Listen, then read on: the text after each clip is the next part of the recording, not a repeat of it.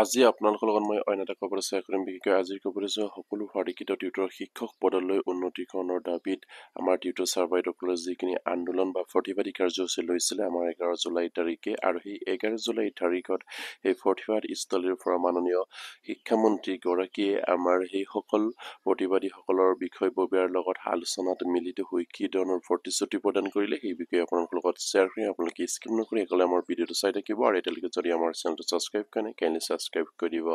আৰু নিশ্চয় আপোনালোকে স্ক্ৰীনত প্ৰত্যক্ষ কৰিছে সকলো ভাৰতীয় টিউটৰক শিক্ষক পদলৈ উন্নতি কৰাৰ দাবী, প্ৰতিবাদকাৰী শিক্ষাগুৰুৰ কাঠৰ আবেদন আমাক জীয়াই থাকিবলৈ দিয়ক। বিষুৱ উত্তাল সচল দিছপুৰত শিক্ষামন্ত্ৰীয়ে ভাৰতীয় মধ্য ইংৰাজী নিম্ন প্ৰাথমিক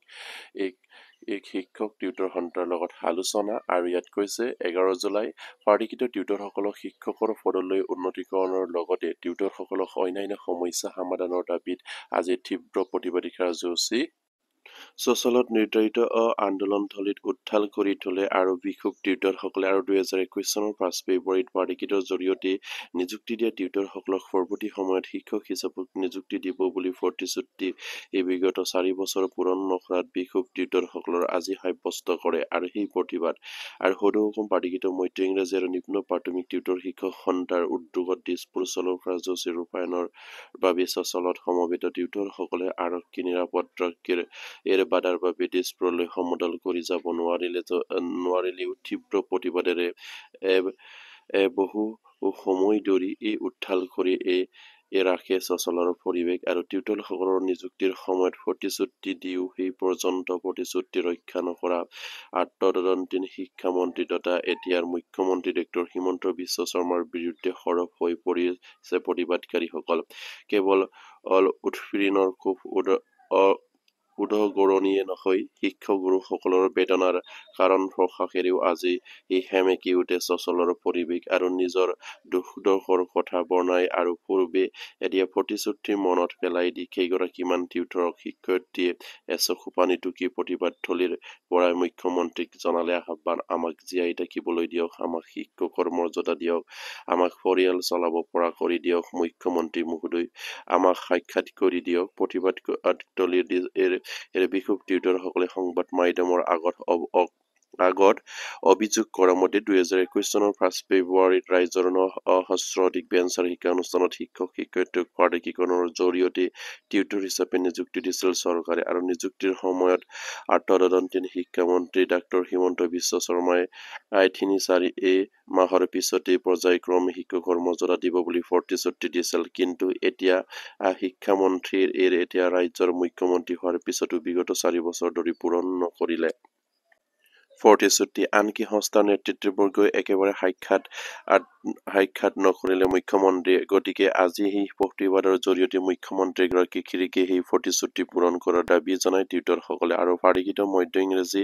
আৰু নিম্ন প্ৰাথমিক শিক্ষক টিউটৰ সন্থাৰ লগতে আজিৰ সেই প্ৰতিবাদৰ জৰিয়তে টিউটৰসকলক সীমিত মজুৰি সলনি নিয়মিত স্কেল গাঁথনিৰ দৰমহা প্ৰদানৰ দাবী জনোৱাৰ উপৰিও অৱসৰপ্ৰাপ্তসকলক চৰকাৰে দিয়া প্ৰতিশ্ৰুতি অনুসৰি 10 লাখ টকাৰ এককালীন সাহায্য প্ৰদানৰ দাবী জনায়। ইফালে চৰকাৰে এতিয়া টিউটৰসকলক শিক্ষক পদলৈ উন্নতি কৰাৰ ক্ষেত্ৰত টেট উত্তীৰ্ণ হোৱাৰ কথা কৈছে যদিও ইয়াৰ তীব্ৰ বিৰোধিতা কৰি সংস্থাৰ নেতৃত্ববৰ্গই কয় যে চৰকাৰে টেটৰ দিয়াৰ কথা কৈছে যদিও টিউটৰসকলে টেট দিয়াৰ প্ৰয়োজন নাই, যিহেতু 80% টিউটৰৰ DLED আছে, গতিকে টেটৰ প্ৰাসংগিকতা আহিব নালাগে। মুখ্যমন্ত্ৰীৰ বিৰুদ্ধে ক্ষোভ উজাৰি এগৰাকী টিউটৰ শিক্ষয়িত্ৰীয়ে কয় যে মুখ্যমন্ত্ৰীয়ে কথা দি এই কথা ৰখা নাই, গতিকে আমি মুখ্যমন্ত্ৰীক ইয়াৰ পৰাই অনুৰোধ জনাইছো যে মানৱীয় দৃষ্টিভংগীৰে চাই আমাক শিক্ষক পদলৈ উন্নতি কৰক, আমাৰ মাহিলীত 12,000 টকাৰ মজুৰি বঢ়াই অন্ততঃ 50,000 টকাৰ দৰমহা দিয়ক, আমাক জীয়াই থাকিবলৈ পৰিয়াল চলাবলৈ দিয়ক। BA MA পাছ কৰা DLED কৰা একোজন টিউটৰে লাখ টকা দৰমহা পোৱা এজন শিক্ষকৰ সমানেই কাম কৰি মাহিলী মাত্ৰ 12,000 দৰমহা পাই আমাৰ সন্মানত আঘাত লাগিছে। ইফালে চৰকাৰে অৱসৰৰ সময়ত টিউটৰসকলক 10 লাখ টকাৰ গ্ৰেজুৱেটি দিব বুলি প্ৰতিশ্ৰুতিও অভাৱ হৈ পৰাত ক্ষোভ প্ৰকাশ কৰি শিক্ষয়িত্ৰীগৰাকীয়ে কয় যে অৱসৰ সময়ত 10 লাখ টকাৰ গেজেটি দিব বুলি চৰকাৰে প্ৰতিশ্ৰুতি দিছিল। এদিন শিক্ষকতা কৰি অৱসৰ পালেও দিব বুলি কৈছিল। কিন্তু আমাৰ বহু শিক্ষক অৱসৰ গ্ৰহণ কৰিলে বহুতো মৃত্যু হ'ল। আজিলৈকে কোনো এয়া পোৱা নাই। আৰু ইফালে টিউটৰসকলৰ শিক্ষকৰ মৰ্যাদা দিব নোখোজা চৰকাৰে কিন্তু টিউটৰসকলক বিভিন্ন গুৰুত্ব কামত নিয়োজিত কৰি এই অহা কটালৈকেও আঙুলিয়াই সংস্থাৰ মাধ্যম অৰ্থই আমাৰ কেন্দ্ৰীয় কমিটিয়ে 4 বছৰ ধৰি মুখ্যমন্ত্ৰীক লগ ধৰিব পৰা নাই। সেয়ে প্ৰশ্ন হ'ল যদি ঠেট নোহোৱাৰ বাবে টিউটৰ অযোগ্য হয় তেনেহলে সেই অযোগ্য টিউটৰৰ দ্বাৰা নৱম দশম শ্ৰেণী পৰ্যন্ত অংক বিজ্ঞানৰ দৰে গুৰুত্বপূৰ্ণ বিষয় কেনেকৈ পঢ়ুৱাই আছে চৰকাৰে আৰু উপযুক্ত দৰমহা দিয়াৰ ক্ষেত্ৰত আমাৰ যোগ্যতা নাই বুলি কোৱা চৰকাৰে সেইদৰে আমাৰ যোগ্যতা প্ৰমাণ কৰিছে। তদুপৰি আমাক নিৰ্বাচনকে ধৰি বিভিন্ন ধৰণৰ গুৰুত্বপূৰ্ণ কামতো নিয়োগ কৰি অহা চৰকাৰে ইফালে নিৰ্ধাৰিত কাৰ্যসূচী অনুসৰি আজি গুৱাহাটীৰ প্ৰতিবাদস্থলীৰ টিউটৰসকলে শিক্ষকসকলক দিছপুৰ চলো অভিযান সফল কৰি তুলিবলৈ চচলৰ পৰা ওলাই অহাৰ চেষ্টা কৰে যদিও আৰক্ষীৰ নিৰাপত্তাৰক্ষীৰ তেওঁলোকৰ বাধা প্ৰদানৰ কাৰণে আৰক্ষীৰ নিৰাপত্তা বাহিনীৰ বাধাৰ বাবে চচল আন্দোলনকাৰীৰ পৰা ওলাই আহিব নোৱাৰে আৰু প্ৰতিবাদস্থলীতে বিভিন্ন প্ৰতিবাদৰ শ্লোগান দি পৰিৱেশ উত্তাল কৰি তোলে। আৰু প্ৰতিবাদী তলিতে হোৱা প্ৰতিবাদী এই সভাত ভাষণ প্ৰদৰ্শন কৰি চৰকাৰৰ বিৰুদ্ধে সৰব হৈ পৰে সংস্থাৰ সভাপতি ৰবীন্দ্ৰনাথ বৰগোহাঁই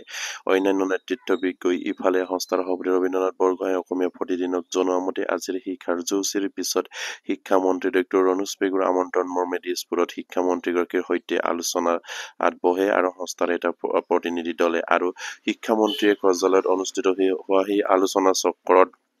শিক্ষামন্ত্ৰীগৰাকীয়ে DLED থকা টিউটৰসকলক ৰেহাই দি শিক্ষক পদলৈ উন্নতি কৰাৰ বিষয়টো কেবিনেটত উত্থাপন কৰি সমাধান কৰাৰ আশ্বাস দিয়ে আৰু তদুপৰি টিউটৰসকলৰ দৰমহাৰ বিষয়টো বিবেচনা কৰাৰ আশ্বাস শিক্ষামন্ত্ৰীয়ে দিয়ে বুলিও সংস্থাৰ সভাপতিগৰাকীয়ে ক'লে। ইয়াত নিশ্চয় এটা গুৰুত্বপূৰ্ণ কথা উল্লেখ কৰিছে যিহেতু আজি দিছপুৰ চলো কাৰ্যসূচীত বহু টিউটৰ ছাৰ বাইদেউসকলে অংশগ্ৰহণ কৰিছিলে আৰু সেই টিউটৰ শিক্ষকসকলৰ প্ৰতিবাদী এই থলীৰ পৰাই মাননীয় শিক্ষামন্ত্ৰীগৰাকীয়ে তেখেতসকলক আলোচনালৈ নিমন্ত্ৰণ কৰে আৰু সেই আলোচনাত তেখেতসকলে বহি আমাৰ শিক্ষামন্ত্ৰীগৰাকী আমাৰ টিউটৰ ছাৰ বাইদেউসকলক দুটামান পইণ্ট তেখেতসকলে প্ৰতিশ্ৰুতি প্ৰদান কৰিছে যিসকল DLED অলৰেডি গ্ৰহণ কৰিছে যিসকল টিউটৰ ছাৰ বাইদেউসকলৰ তেখেতসকলৰ সমস্যাখিনি সমাধান কৰাৰ প্ৰচেছ তেখেতসকলে কৰিব বুলি ইয়াত উল্লেখ কৰিছে। ৰেহাই দি তেখেতসকলক টিউটৰৰ পৰা টিচাৰলৈ আপগ্ৰেড কৰিব পাৰে নেকি সেই বিষয়ে তেখেতসকলে কেবিনেটত উত্থাপন কৰাৰ কথা ইয়াত উল্লেখ কৰিছে আৰু তদুপৰি টিউটৰসকলৰ দৰমহাখিনি বৃদ্ধিৰ বিষয়টো তেখেতসকলে বিবেচনা কৰা হ'ব বা সেই বিষয়টো তেখেতসকলে কেবিনেটত উত্থাপন কৰাৰ কথা ইয়াত উল্লেখ কৰিছে। খুব এটা গুৰুত্বপূৰ্ণ পইণ্ট তেখেতসকলে ইয়াত উল্লেখ কৰিছে শিক্ষামন্ত্ৰীগৰাকীয়ে আৰু যি ধৰণে আজিৰ প্ৰতিবাদী থলীত আমাৰ টিউটৰ ছাৰ বাইদেউসকলে আজিৰ প্ৰতিবাদ থলীটো সফল ৰূপায়ণ কৰিলে। এই টিউটৰ ছাৰ বাইদেউসকলে তেখেতসকলৰ অশেষ কষ্টৰ জৰিয়তে সেইখিনি প্ৰতিবাদ থলীত তেখেতসকলে প্ৰতিবাদ কৰিবলৈ সাব্যস্ত কৰিবলৈ সক্ষম হয় যিহেতু সেই টিউটৰ ছাৰ বাইদেউসকলে বহু দূৰ দূৰণিৰ পৰা আহিছে নিজৰ প্ৰাপ্য অধিকাৰ বিচাৰি আৰু সেয়া নিশ্চয়কৈ অসমৰ মাননীয় মুখ্যমন্ত্ৰী আৰু শিক্ষামন্ত্ৰীয়ে তেখেতসকলৰ লগত আলোচনা কৰি তেখেতসকলৰ সমস্যাখিনি সমাধান কৰিব পাৰে